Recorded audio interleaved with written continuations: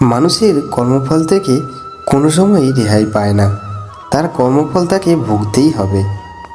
তারই একটি উদাহরণ নিয়ে আজকের ভিডিও। রাধে রাধে বাংলা চ্যানেলের তরফ থেকে স্বাগতম জানিয়ে আজকের ভিডিও শুরু করছি। মহাভারতের যুদ্ধে কর্ণের রথের চাকা মাটিতে বসে গেলে তিনি তা মাটি থেকে তোলার জন্য রথ থেকে নিচে নামেন। এ সময় তিনি নিরস্ত্র ছিলেন। ভগবান শ্রীকৃষ্ণ তৎক্ষণাৎ অর্জুনকে কর্ণকে বাণ মেরে হত্যা করার নির্দেশ দেন। অর্জুনও ভগবানের কথা মতো কর্ণকে লক্ষ্য করে একের পর এক বাণ নিক্ষেপ করে, যা কর্ণকে ভয়ঙ্করভাবে বিদ্ধ করে। এতে কর্ণ মাটিতে লুটিয়ে পড়ে।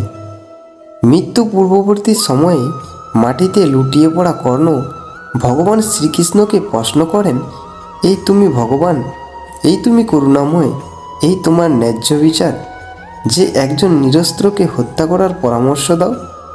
সচ্চিদানন্দময় ভগবান শ্রীকৃষ্ণ মৃদু হেসে জবাব দেন, চক্রব্যূহে অর্জুন পুত্র অভিমন্যু নিরস্ত্র হয়ে গেছিল। যখন সকলে মিলে তাকে নৃশংসভাবে হত্যা করেছিলে, তার মধ্যে তুমিও ছিলে। তখন তোমার এই ধর্মজ্ঞান কোথায় ছিল কর্ণ? এই জগতে যে যেরূপ কর্ম করবে, আমিও তাকে সেইরূপ কর্মফলই প্রদান করি, ইহাই আমার বিচার। অতএব কর্ম করুন ভেবে চিনতে। আপনি আজ কাউকে কষ্ট দিলে, যন্ত্রণা দিলে, অবজ্ঞা করলে, কারো দুর্বলতার সুযোগ নিলে, আগামীতে আপনার জন্যেও সেই একই কর্মফল অপেক্ষা করে থাকবে।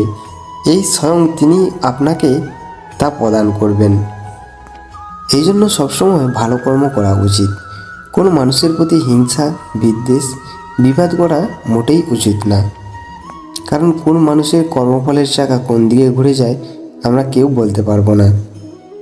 তাই ভগবান শ্রীকৃষ্ণের বাণী যাহা গীতায় প্রকাশ করেছেন, সেই গীতার বাণী অবলম্বন করেই আমাদের প্রত্যেক মানুষকে এগিয়ে যেতে হবে। নাহলে আমাদের কর্মফল কোনোদিন ভালো করা যাবে না। নমস্কার বন্ধুরা, ভিডিওটি যদি ভালো লেগে থাকে অবশ্যই চ্যানেলটি সাবস্ক্রাইব করে দেবেন। সবাই ভালো থাকুন, সুস্থ থাকুন। রাধে রাধে।